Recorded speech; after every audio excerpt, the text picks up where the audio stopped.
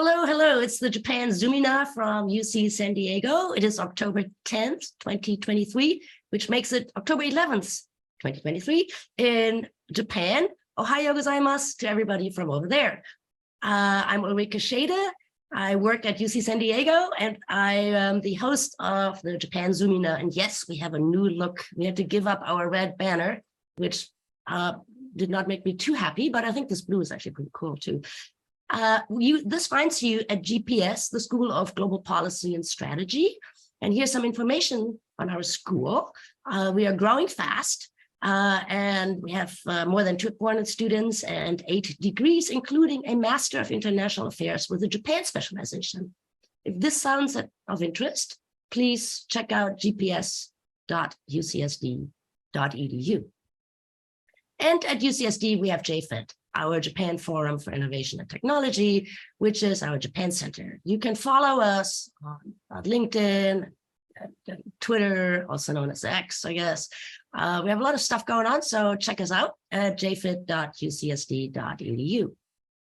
And yes, our events are recorded, and that has 2 implications. One, if you have a question for our speaker as we go, please type it into the Q&A box. We will refer to you only by your first name to protect your privacy. So that's the bad news. The good news is we have recordings of our events, and they are all collected in what is called the JZ Gallery. So you can find links to our past events at jfit.ucsd.edu/Zoominar.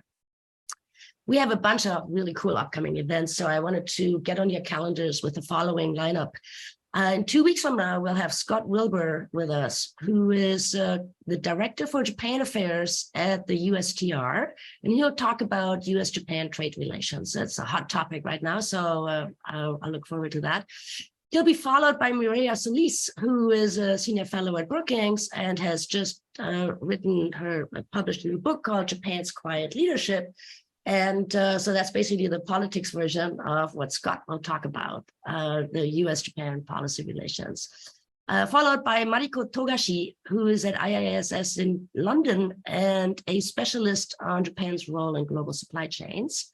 And then we'll end the quarter on a humanities/history/Japan studies note with Jasmine Abel at Penn State, who's written a really cool book about the Shinkansen. So that's our lineup. But enough of me. You're ready to go. Today's speaker is Charles McClean, and so let me bring Charlie in. Hang on, here's my mouse. There it is. Stop share button. There he is. Hey, Charlie. How are you? Hello. Greetings to New Haven. So Charles McClean studies the politics of age, institutions, representation, and social policy, especially in Japan, but not only. He's currently the Japan Foundation Postdoctoral Associate at the Council on East Asian Studies at Yale University, hence hello to New Haven. Before that, he has also been the Toyota visiting professor at Michigan University and a postdoc at Harvard's program in US-Japan relations. He earned his PhD in 2020 from UC San Diego with distinction, no less. Go Tritons. And so I've known Charlie for a long time. His MA is from Harvard and his undergraduate degree from Tufts. So he's been studying Japan for a long time. He has published articles in the British Journal of Political Science, Comparative Political Science Journal, and others. He has many chapters. And today he's going to talk about his forthcoming book, which is about Silver Democracy, which is the title of today's talk. So Charlie, thank you for joining me today. It's great to have you. It's great to be here. Let me just go ahead and share my slides. Yeah. So let's listen to you for a while, and then audience, as I mentioned before, if you have questions later on, you'll type them into the Q&A box down there. So here we go. The microphone is all yours, Charlie. Okay, great. Well, I'm delighted to be here to talk about this project. So in many countries, elected officials are often significantly older than the average constituent that they represent. So we could think, for example, about the most recent US presidential election, where Joe Biden and Donald Trump were the oldest candidates in US history. Right now, it's looking like that record might be beat with a rematch in a little bit. We could also think about the last 2 leaders of Japan. Yoshihide Suga was the oldest prime minister in about 30 years or so. And when he resigned, he was succeeded by the younger, though still in his mid-60s, Fumio Kishida. So for those of us who follow US or Japanese politics, this type of sometimes called gerontocracy or silver democracy, where leaders tend to be significantly older, seems very natural, not just in top executive positions, but really across all elected offices of government. And while it's true that young people are underrepresented in political offices across the world, it turns out that they are especially underrepresented in Japan and the US. So here, what I'm showing you are all 37 OECD countries. And the y-axis is the percent of members of parliament in the lower unicameral chamber of the legislature who are under 40 years old. So Japan ranks second to last in the OECD with just under 5% of members of parliament under 40. The US has about 8%. This is compared to countries like Sweden, Norway, Denmark that routinely have more than a third, sometimes over 40% of the legislators are under 40. So in the book project, I think both about how we might explain this variation and also whether it's potentially concerning. There are many issues that disproportionately affect young people, issues like childcare, education, unemployment. Young people also stand to be disproportionately affected by longer-term challenges like climate change and social welfare reform. And so without more young people in public office, there's at least a concern that the policies enacted by mostly older politicians could be detrimental to both the short and long-term interests of younger generations. And if we just look for a sec at cross-national patterns, there's maybe some suggestive evidence that this could be true. So here now I'm showing you MPs under 40 on the x-axis, and the y-axis is the ratio of per capita spending on the elderly to children. So countries like Japan and the US that tend to have very, very few young people in office, lots of older politicians, also spend disproportionately more on the elderly compared to children. All countries notably spend more on the elderly per capita than they do on children, but while this ratio in the Nordic countries is closer to 3 to 4 times, in Japan and the US for decades, it's been closer to 20 times more per capita on the elderly. So again, in the book, I'm thinking about two main questions. The first is, why are younger politicians so rare in some electoral contexts? Why are they so rare in some countries like Japan and not others? And the second part is really, does it matter?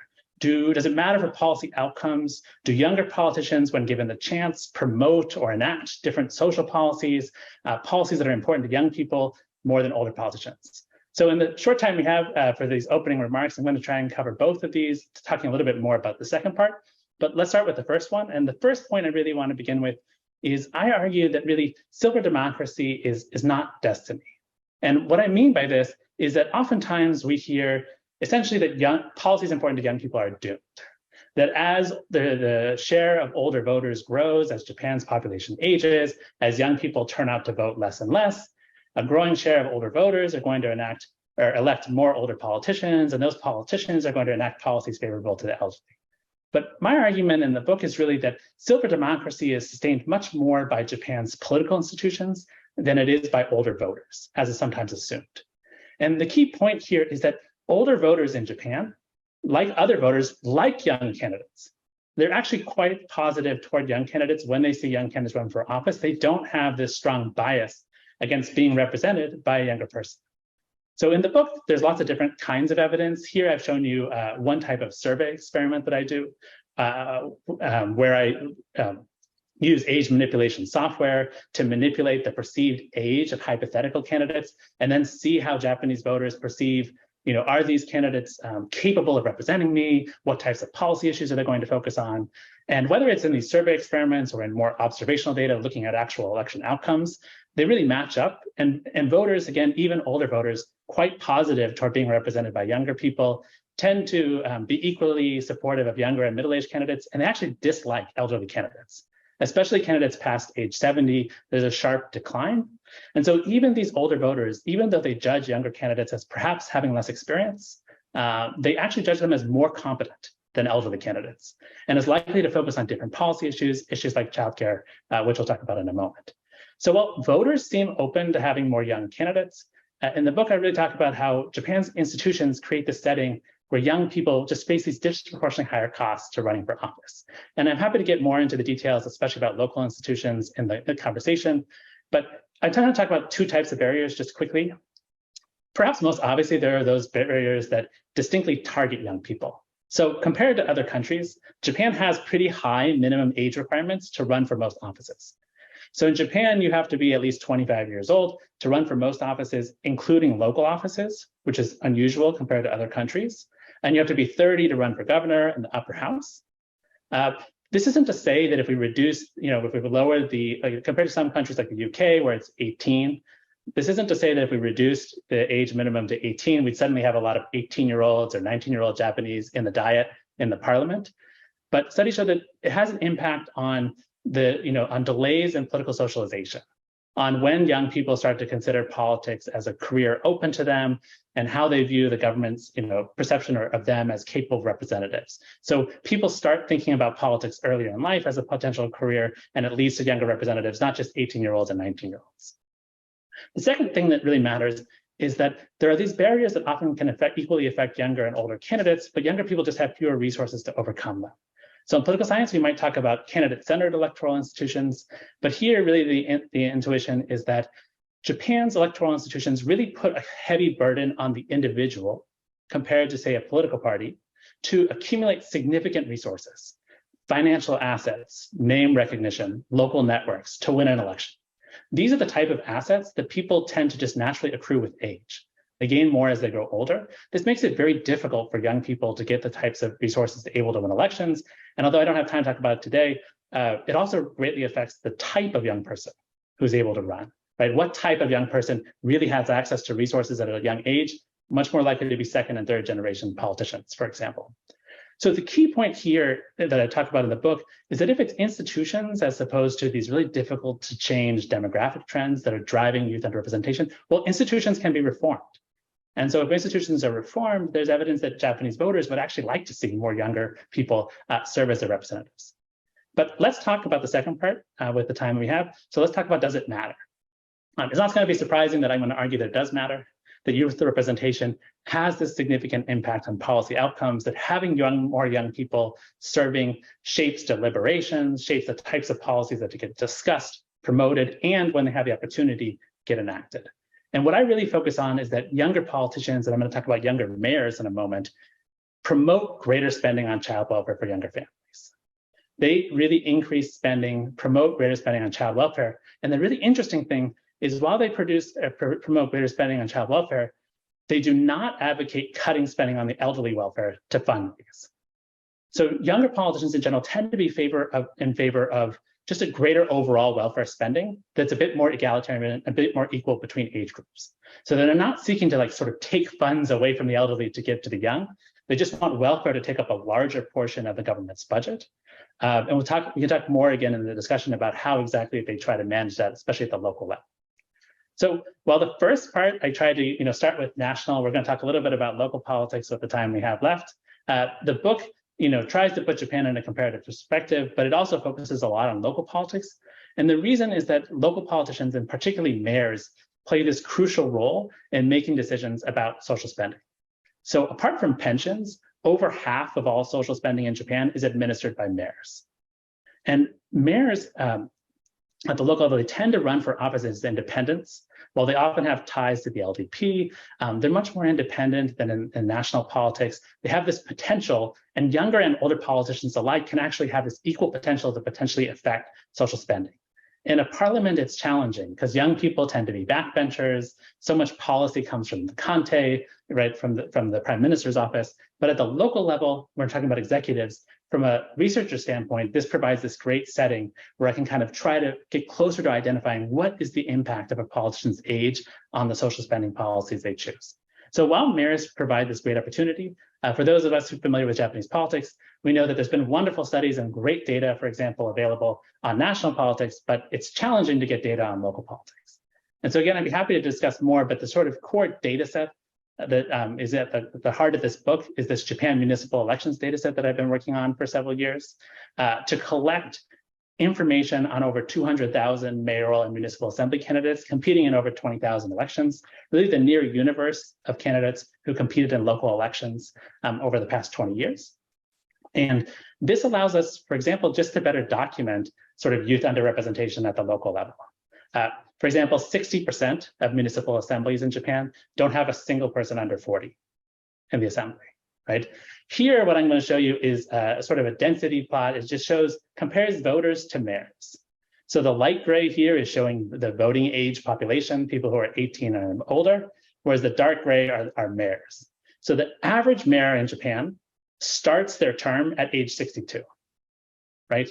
So this really crucial office that makes decisions about how social spending should be allocated is predominantly the office that a person has at the very end of their career, right before they retire. It's unusual for people to have it much earlier in their career when they're younger.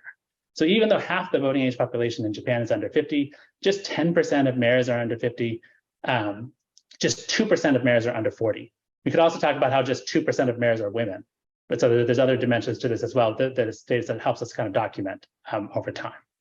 So I don't have time to talk about sort of the specific methods I use, but what I do is I connect this new data that I have on candidates and mayors to the great data that already exists on municipal spending.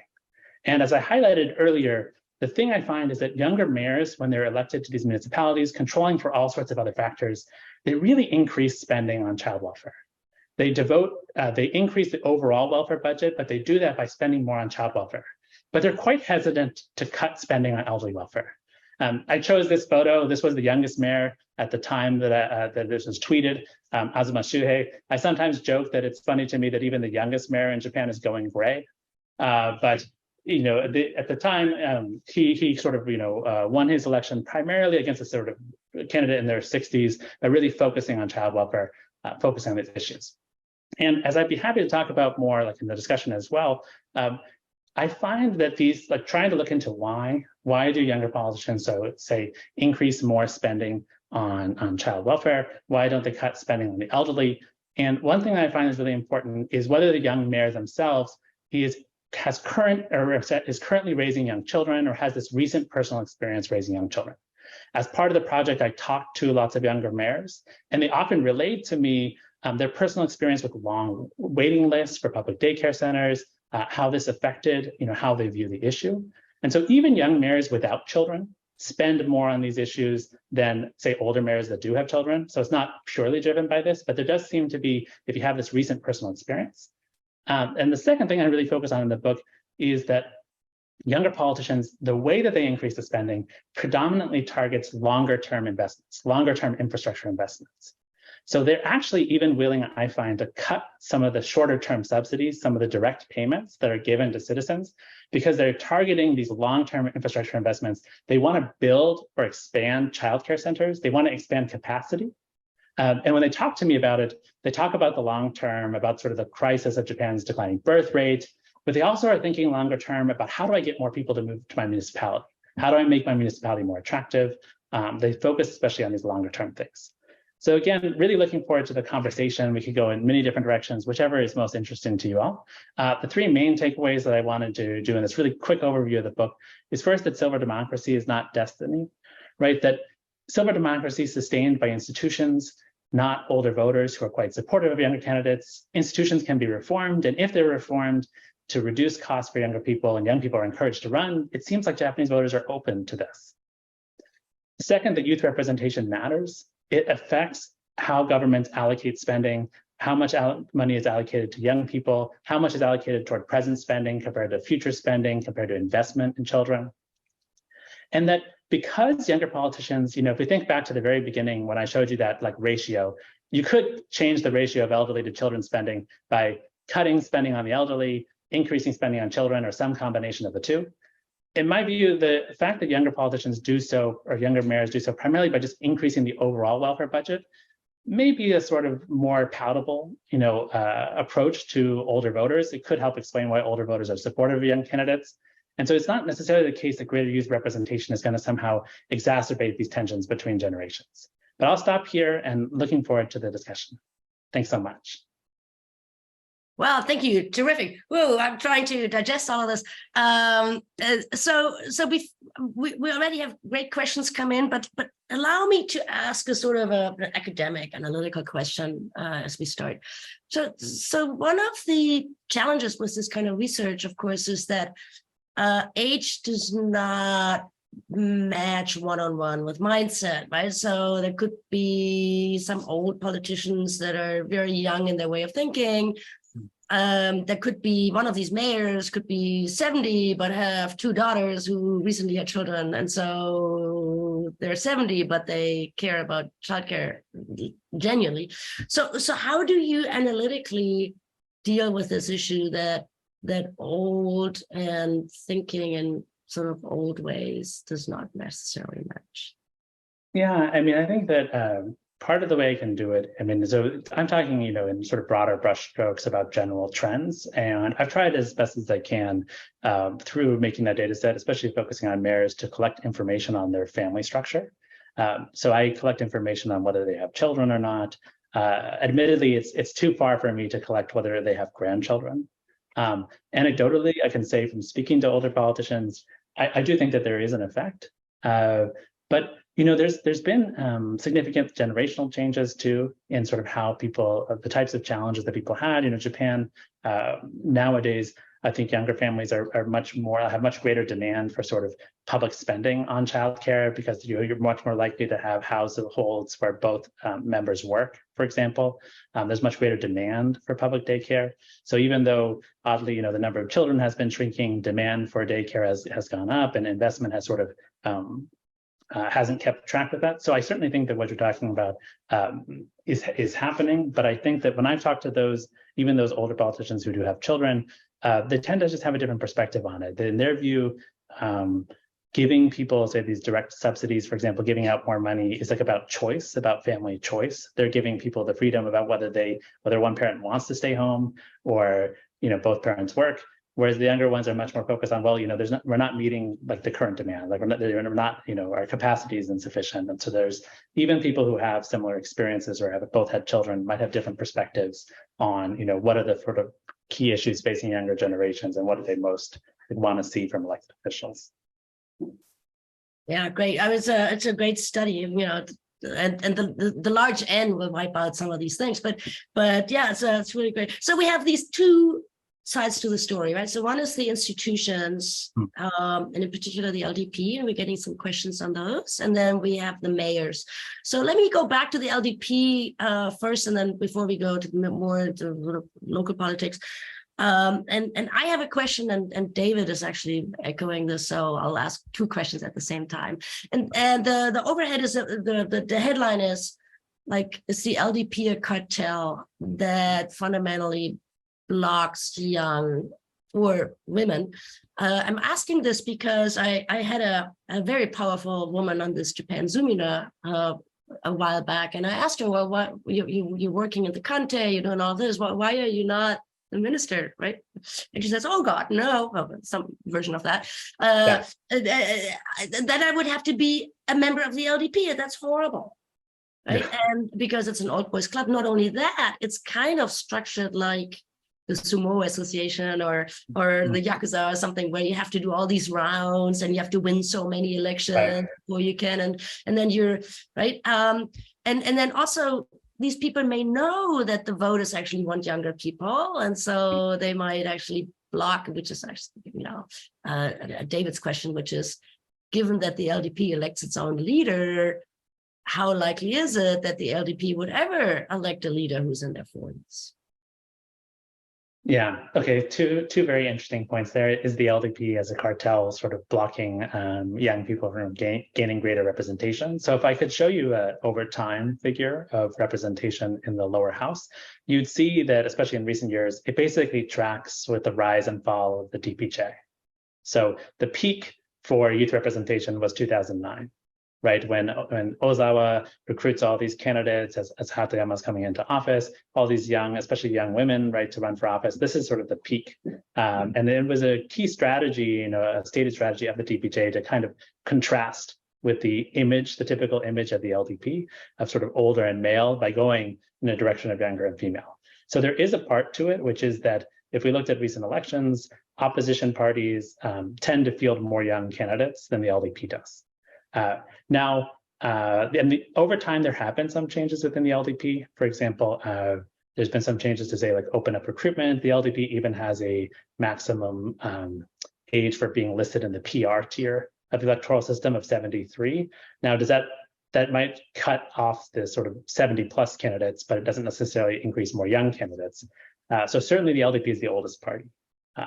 So that's part of it. As for the leadership, yeah, I'm skeptical that the LDP would. I mean, there's say we could talk about like Koizumi's son, right? Koizumi Shinjiro was perhaps identified at one point at least as very popular in the public. That they might like to see him as elected as prime minister, but still sort of waiting his turn. So I'm skeptical that the LDP would ever elect a prime minister in their 40s. But I do think that they might actually have an interest in getting more young candidates, just as as part of the party ranks, even if they're not elected to the leadership. So perhaps the image of the party is changing. Cool.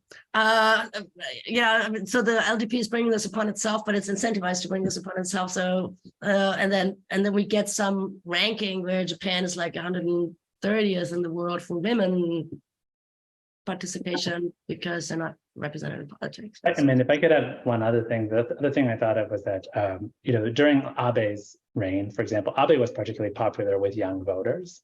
And during that time, I think the LDP was interested in getting more young people involved, including potentially in running for office, running for the party.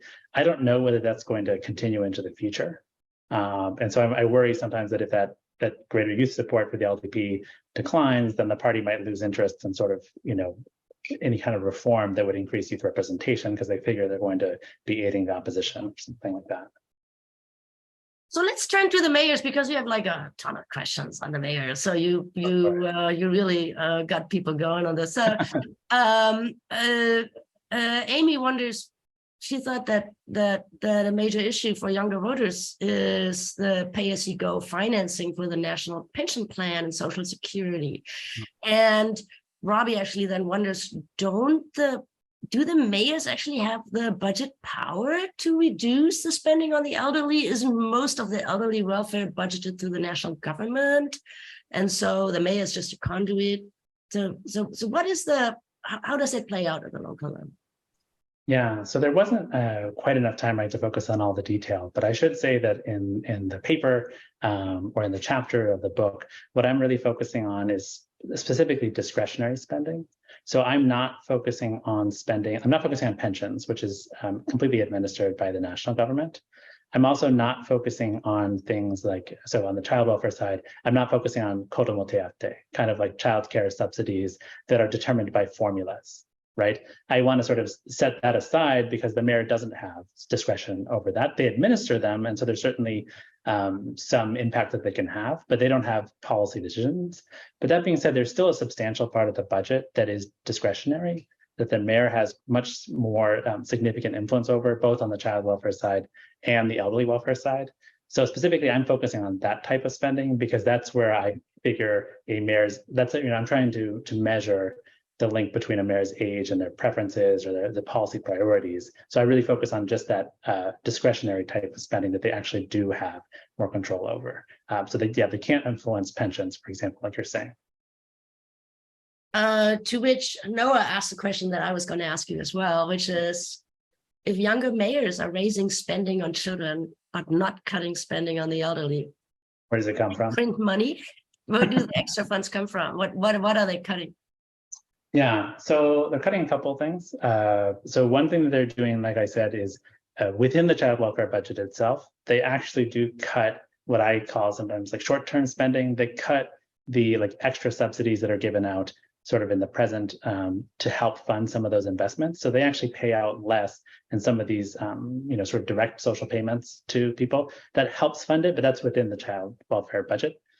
Part is that they cut other areas of the budget. So they spend about 4% more in total on welfare overall. All of that increase is really coming from child welfare, but they spend less on agriculture, less on certain administrative positions. There's one famous mayor who came to office, and one of his first acts was that he eliminated the vice mayor position to make childcare free, like all infant care free at the hospital. He fired the vice mayor and used that funding. So it's challenging sometimes. It's not always the same pattern. It depends a bit on the municipality, where the funding is. I have also found that sometimes they're so willing to increase this investment that they take on more debt. This is interesting to me. I mean, to invest in daycare centers in Japan, it's natural. Like the way that municipal governments do this is often by issuing municipal bonds to help pay for the investment. So they issue more bonds, they take on more debt. I think this is interesting because it also puts more of the cost perhaps on future generations if they take on this extra debt. But it's a bit varied depending on the municipality. I really found that it depends on what their fiscal situation is, where they can find areas in the budget, but it's not a free lunch. And I certainly don't mean to suggest that they can just spend more on children and there's no cost. There's clear costs, sometimes debt, sometimes other policy priorities that are not welfare. Well, then there's a question in the chat right here. When interest rates rise and the fiscal deficit becomes a larger issue, what decisions will the mayors make?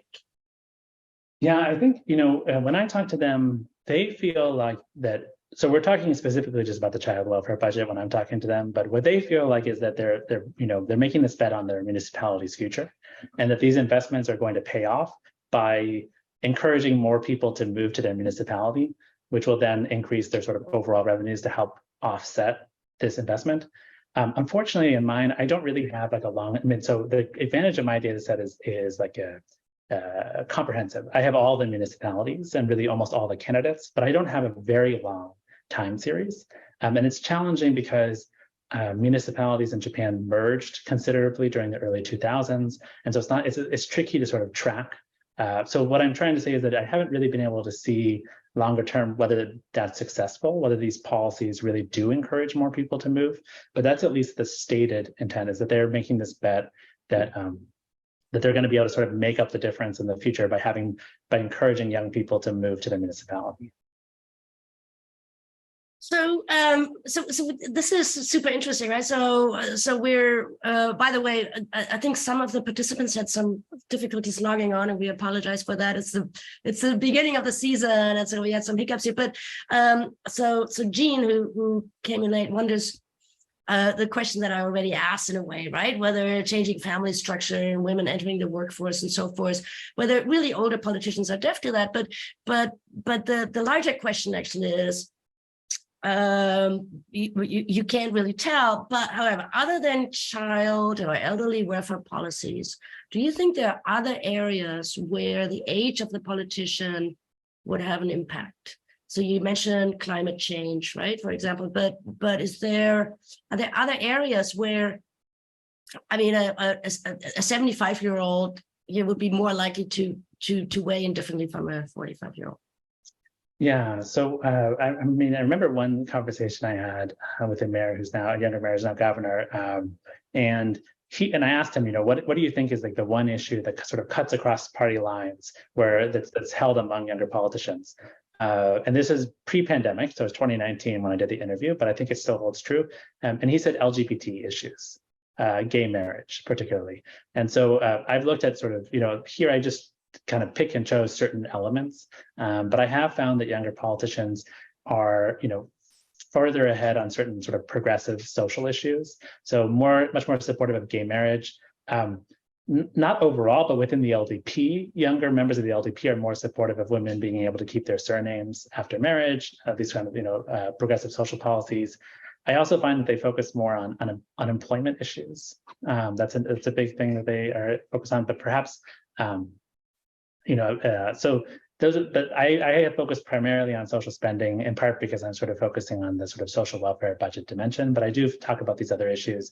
The only other one I can think of off the top of my head right now is that in that experiment where I did the face manipulation, we asked voters, what types of issues do you think that they will focus on? And you said climate change. They also thought that younger mayors might be more friendly to foreigners, more likely to focus on multiculturalism and foreign residents, and less corrupt, which is interesting. More likely to focus on fighting corruption, but less suited to be economic managers. Say not so much so, but just less focused on public safety, a little bit less focused on economy than say middle-aged mayors. But yeah, so those are the areas that we sort of found effects. Robbie had a question about single-parent household support and children living in poverty. Would that be another area that you think younger mayors might be? Well, why is that even related to age? So I'm still wrapping my head around the fact that old people don't care about that sort of thing. But yeah, and again, I don't mean to suggest that older people, don't care about children, right? These are just And I think the older voters certainly care. I mean, and I don't mean to say that they don't. It's just different like policy priorities, right? Or different views on the best way to say deliver welfare to residents, right? So traditionally, Japan has had a very small welfare state. And so older mayors I talk to, they might think that, like you'd say, building out jobs or building out industry is the best way to, deliver money to households. That's really the focus. Whereas younger mayors think that the government needs to be more involved in, say, providing childcare. So it's not, I don't mean to say that they don't care about children altogether. It can be a difference of opinion, difference of views, but I'm trying to focus on what's sort of matching up with what younger people say they want, say in public opinion surveys. This wasn't exactly the question, but I have looked at differences sort of across municipalities in terms of whether you have multiple generations living together within the same household. So you talked about single parent households, but Japan has high incidences of grandparents and parents and children all living together within the same household. And I found that in areas where that's more common, we don't really see as many differences, say, on child welfare spending. And it's partly because to the household, they don't really care whether it's childcare subsidies or elderly care subsidies. It's all kind of going to the same pot of the household. So in those types of areas, I find smaller effects compared to my effects are often driven by small to medium-sized cities that have been the ones that have really had issues like with daycare waiting lists, for example. Yeah, I was going to ask you about that, right? There's so much talk about Shiho and how there are all these parts of Japan where more than 40% of the people in a town are over 65 or something like that. That would probably be a very different dynamic than there, right? Yeah, absolutely. And I think, also at the local level, these discussions about candidate diversity go hand in hand with discussions about just difficulty finding anyone to run.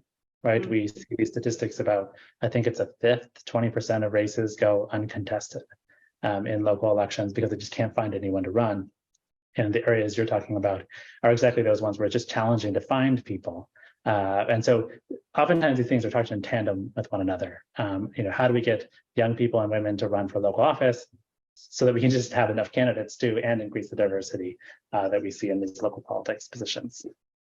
Interesting. So we have a few more questions on the institutions, these barriers that you mentioned at the beginning of your presentation. One question is a little bit tongue-in-cheek, I guess. The Prime Minister Kishida told companies that they should have 30% of manager positions held by women. Will the LDP ever live up to that 30% diet members be women, right? So this is a really interesting difference between Japan and the US, I think, where in the United States, when we have a policy like that, the government usually is the front runner, and like the government hires more women or the government does more of something because they can. Right? And in Japan, it seems to be the opposite, that the companies are asked to do this first, and the government's too important to have women in something. So that's a little bit tongue in cheek. But Maya has a more structural question, which is, could you talk a little bit more about how gender interacts with these dynamics that you're talking about? So are there few women because they're running later in life due to their childcare responsibilities, or are they less likely, and would they be less or more likely to support greater spending, or why are there so few women in this? No. So to the tongue-in-cheek question first, I'm sorry, I'm not going to give credit to the person because I can't remember who told me this the other day, but they were mentioning how Kishida's commitment to 30% was the ex-prime minister in a row to make that commitment, going back perhaps to Koizumi, and it's easy to sort of make that commitment. It's hard to follow through, right? Hard to enact it. On the question about women and local politics. It is, one thing I'll say first, was interesting to me. So oftentimes, I'm focused on the age dimension to social spending, but there's many studies in political science and elsewhere that have found that women, for example, focus much more on childcare or, welfare issues. This is hard for me to study at the mayor's issue because, again, there's just 2% of women are mayors. In the city assembly and in other things, I can see that there is this sort of, and to the national politics, there's an interaction effect where young women focus on it the most. So there's definitely gender dimensions to it too, in addition to the age one. But for me in this project, I found it was interesting that I'm finding these effects sort of within men, right? Almost all of my observations are men, and there are these clear age differences in focusing on social spending. Why aren't there more women? I think that you touched on some of them. I think that some of the same institutions that make it very challenging for young people to run for office certainly apply to women as well, that make it challenging for women to, accumulate resources to be able to run for these offices. I will say it's sort of one positive. I'm going to say it's positive. There have been more efforts, I think, at the grassroots level, for example, to encourage women to run, particularly in local politics. And I think there was a record set for the most women candidates in the most recent unified local elections. The reason I was laughing wasn't because of that. That's wonderful, but it's because some of the laws they're changing sound almost ridiculous. But there's certain laws that say prohibited women from until this year bringing children with them on the campaign trail, because say women were prohibited from breastfeeding, for example, in campaign cars. This consideration too that we shouldn't allow children to be at campaign events because they are used as props, as opposed to just the realities of raising young children and needing to be near children. For those of us who study Japanese politics know that the election law can be incredibly detailed. And I saw some regulations that still say things like, well, children can be there, but they were prohibited from repeating the candidate's name. Like they shouldn't repeat the candidate's name over and over. And I was like, there's a law for this? Yeah, there's a law sort of to say that the children can't they shouldn't be like used as props. They shouldn't be repeating the candidate's name too many times. And as a parent, I was kind of like, I don't know how you get your kid to stop. Have these politicians had children? Do they realize you can't really control what they say? So I'm laughing a little bit about it. I don't mean to, because it is quite serious, but I think that there are still quite a few barriers, institutional barriers, written law barriers that just make it more challenging for women to compete as candidates. Well, and the incumbents have no incentive to change that. So yeah, it's very challenging, and very high incumbency rates in Japan too. So I don't know whether this is a question that you're prepared to answer, but you publish in Comparative Politics Journal. So to what extent is Japan special here? I mean, and we don't want to go into a whole long thing, but is this similar to Europe at all, or is so can you talk a little bit about the global comparison? Sure. So studies have found that this idea that voters, for example, are relatively positive toward young candidates seems to translate to other settings.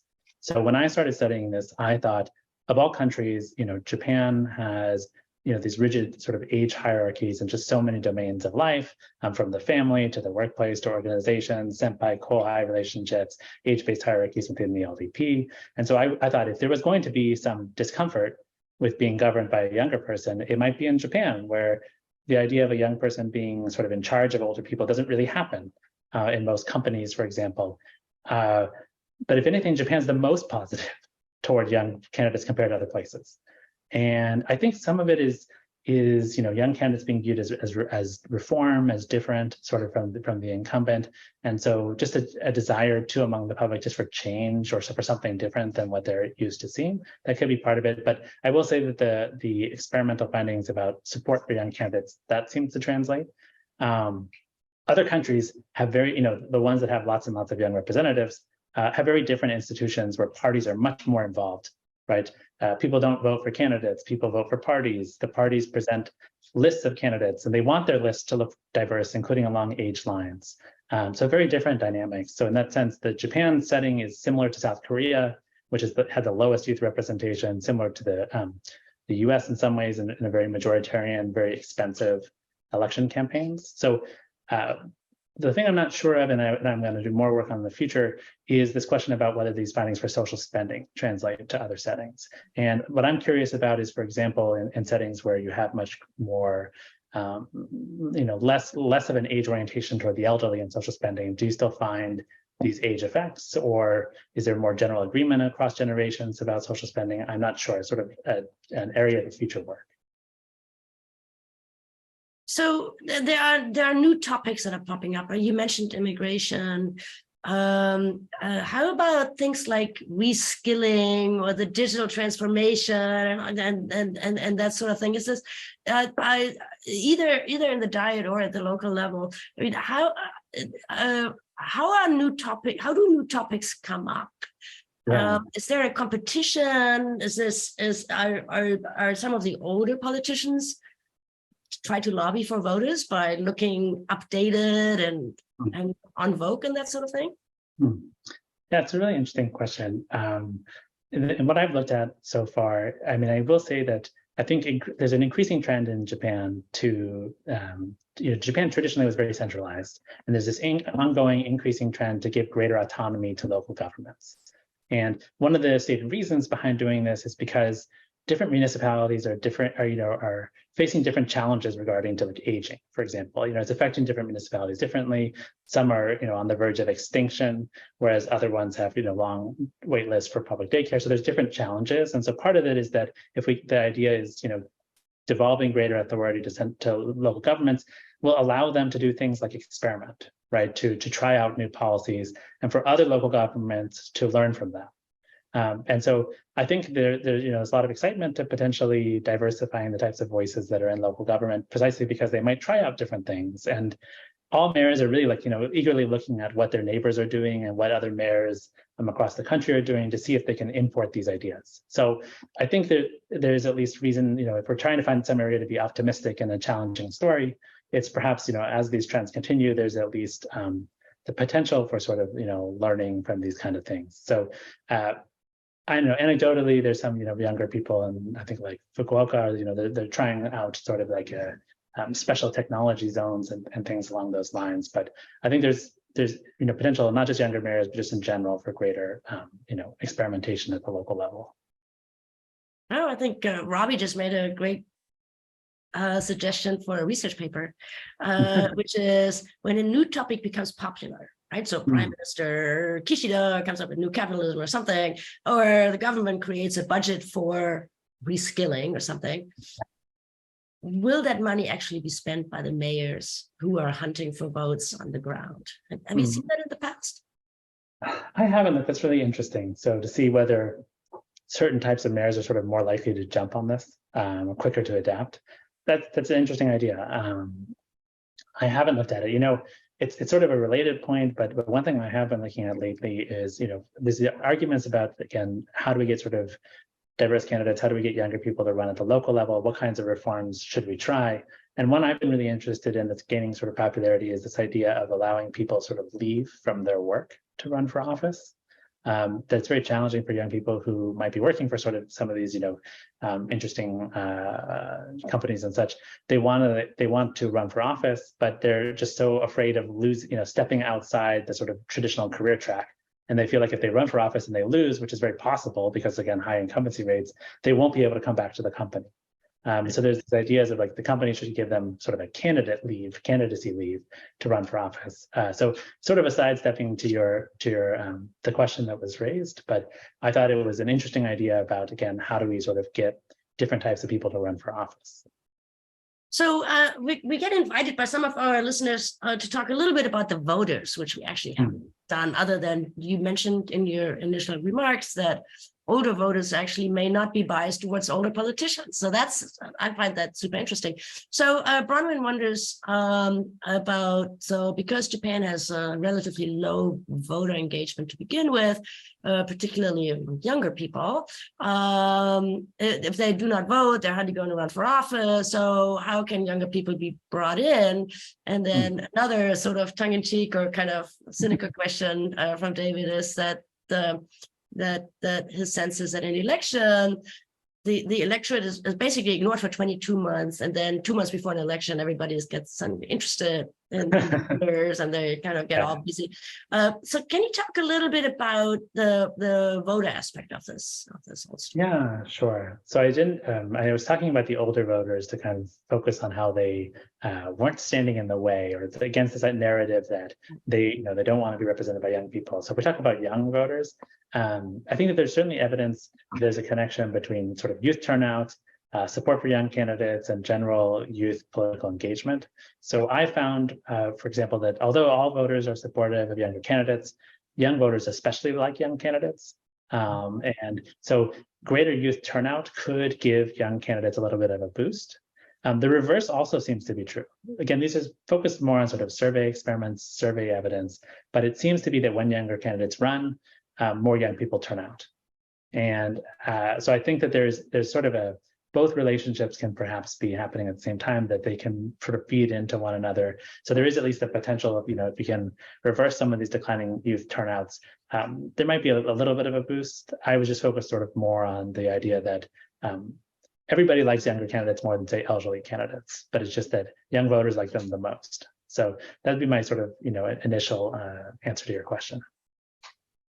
So then Jill has a question to this point, which is, what proportion of the difference that you're describing can be explained by party affiliation of young and old mayors? So she's back to the mayor level. Sure. But so are the opposition parties younger? So opposition parties are younger in national politics. The challenging part about mayors is that almost all mayoral candidates run for office officially as an independent. So for those of us who are familiar just seeing like the candidate posters, they won't put, say, necessarily the party name on there. Now, those of us studying Japanese politics know that that's true, but we also know that the LDP is particularly strong in local politics. And so it's a bit challenging. A lot of these mayors certainly have, perhaps they were LDP when they were in the assembly, but then they run for office of mayor as independents. And so I've tried to, and then also sometimes parties offer sort of like, they say which candidate they support. So even though the candidate's running as an independent, the party announces we're supporting this candidate, or we would like this candidate to win. A really interesting aside is that sometimes parties that compete at the national level all back the same mayoral candidate, especially after that candidate wins. But even during the election, they don't seem to mind. They kind of back the same person. But to just get the question about whether that's driving the effect, I basically have tried to do everything I could to see what kinds of ties these candidates have to parties, and is that well, first was I didn't find that the younger ones were more or less likely to have LDP ties. And it didn't seem to be the case that you say LDP ties was the #1 driver.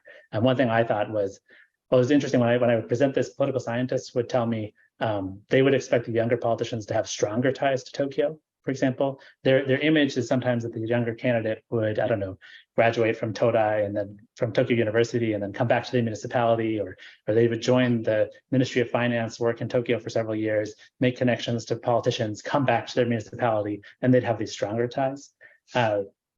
In Japan, when I talk to people at the local level, they often expect the younger politicians to have weaker ties, to be more likely to be these candidates that don't have the strong ties, and it's the older politicians who have these really close ties to the party, to the local government. Just quantitatively, when I've looked at it, I haven't been able to find significant differences across age, where it's clearly that the young candidates have stronger ties or weaker ties. They don't receive more money from the central government, for example, which is one way we might measure these ties. So I don't think that party is the main driver of these differences that we're finding. Interesting. So the profile you just laid out about this young person going back to their birthplace or whatever to become a mayor, I immediately in my mind, that's a bureaucrat. Yeah. That's somebody who joins the ministry, who goes to Todai, or he goes to the big city. Mostly he goes to the big city, joins the ministry. But the whole idea, the whole plan all along is to eventually go back home and turn local politics around. Yeah, I should be clear too that so we're just talking about sort of descriptive trends or differences across candidates. Younger candidates are more likely in Japan, mayoral candidates, to have had experience in a national bureaucracy. And older candidates are more likely to have had experience in municipal government. So the local bureaucracy. So those trends do exist. I just meant that without getting too into the details in the quantitative analysis, I try to do what I can to control for that. And I don't find that is what's driving the difference. That's the part I focus on. But there are trends in sort of differences across candidates apart from their age.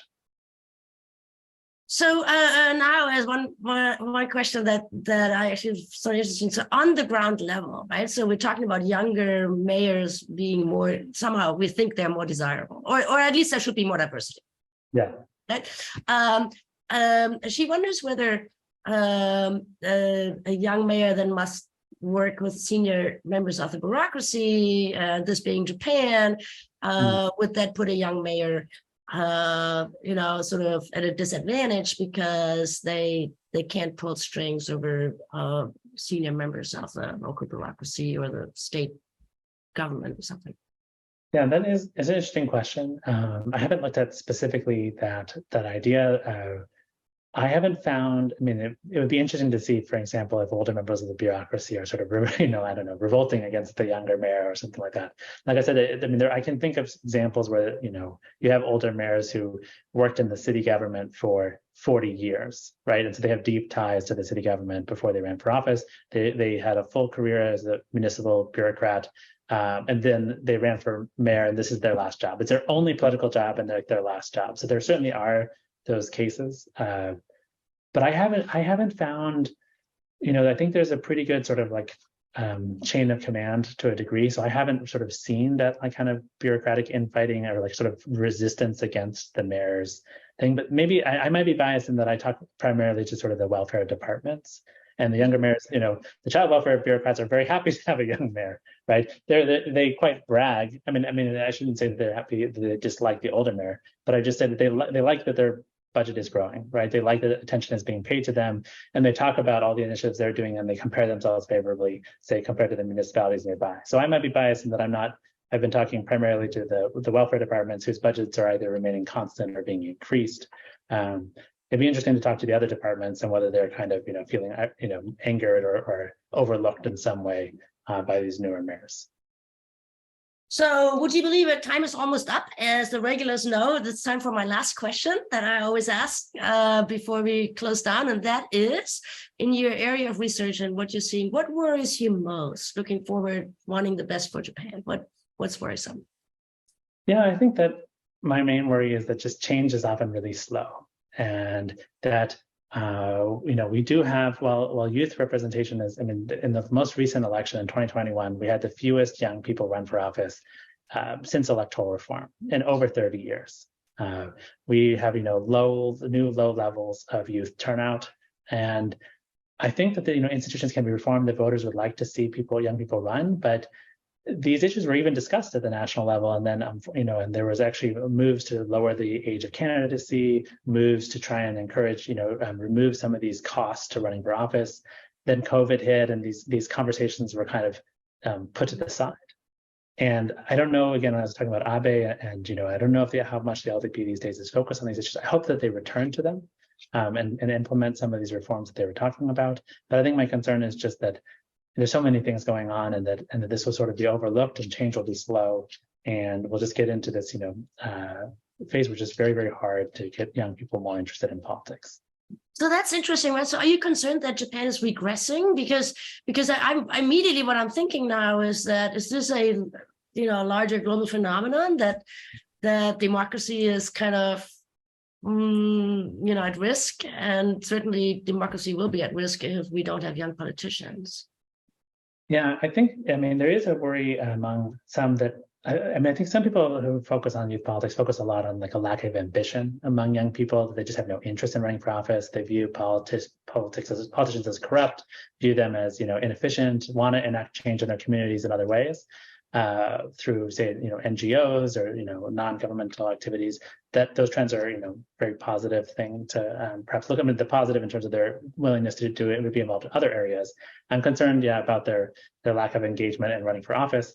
But my own view is actually that there are young people who want to run and just can't right now. So it's not only ambition. It's not just, to be honest, I don't actually see that like young people today are so much more apathetic in Japan compared to other countries. I think that there is a cohort of young people that would like to enact change in their local communities. But the last thing I guess I'll say is that I found it really interesting when I talked about young people running for office, talk to political aspirants. They always say that they want to run for local office, not national office. they always put that they think that that's much more appealing to them, an area where they can enact change, where it's at least relatively less expensive, and they have a better chance of getting into office, and they can make differences in their local community. So I think there is this cohort of young people that want to make a change. We just have to, change institutions perhaps to make things a little bit more welcoming for them. That's a perfect ending to this conversation. Thank you so much, Charles McClean from Yale University, and thanks everybody for joining us today again. And so far as we had some glitches, we're going to work on these and figure them out. Join us in 2 weeks from now with Scott Wilbur from the USTR talking about US-Japan trade relations and whether Japan still matters. And yes, it does. And so until then, stay safe and have a wonderful evening, rest of the week. We'll see you in 2 weeks from now. And thank you, Charlie. It was great. Thanks for having me.